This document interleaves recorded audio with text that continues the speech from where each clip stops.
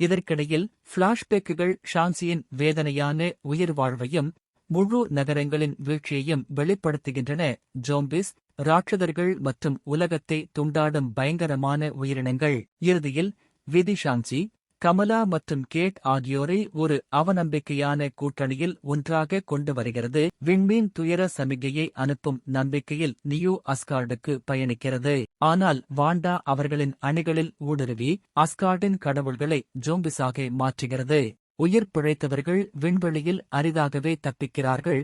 Noah corps பூமியை கைவிட்டு தொற்றுநோயை கட்டுப்படுத்த அதை மூடிவிட்டதை கண்டுபிடிக்கிறார்கள். அனைத்தும் தொலைந்து போனதாக தோன்றும்போது ஹீரோக்கள் கமர்தாஜில் மீண்டும் ஒன்று கூடுகிறார்கள். அங்கு ஹல்க் நிலையற்ற அண்ட ஆற்றலை உறிஞ்சி பூமியின் இறுதி உயிர் வாழும் பாத்திரமாக மாற்றுவதை அவர்கள் கற்றுக்கொள்கிறார்கள்.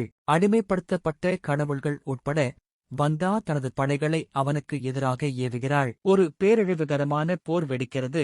அஸ்கார்டியன்கள், ராட்சத ஜோம்பிஸ் மற்றும் தோர் கூட உயிரற்றவர்களின் ஆயுதமாக புத்துயிர் பெறுகிறார். கமலா தனது நண்பர்கள் விழுவதை ஒவ்வொன்றாக பார்க்கிறாள். ஸ்பைடர் மேன், வால்கேரி, பிளேட் யாரும் இடைவிடாத அலையில் இருந்து தப்பிக்கவில்லை. இதயத்தை உடைக்கும் உச்சக்கட்டத்தில் வந்தா ஹல்கின் சக்தியை கிட்டத்தட்ட கோருகிறார். விரக்தியடைந்த கமலா ஒரு சாத்தியமற்ற தேர்வை எதிர்கொள்கிறாள். வந்தா தனது உயிர் வாழ்வை மீட்டெடுக்கப்பட்டு உலகின் மாயையை வழங்குகிறாள். விரக்தியில் கமலா தனது கையை பிடித்துக் கொள்கிறாள். யதார்த்தத்தை மீண்டும் துவக்குகிறாள். அவள் வீட்டில் விழித்தெழுகிறாள். அவளுடைய நண்பர்கள் உயிருடன் இருக்கிறார்கள். அவளுடைய தாயின் குரல் அழைக்கிறது.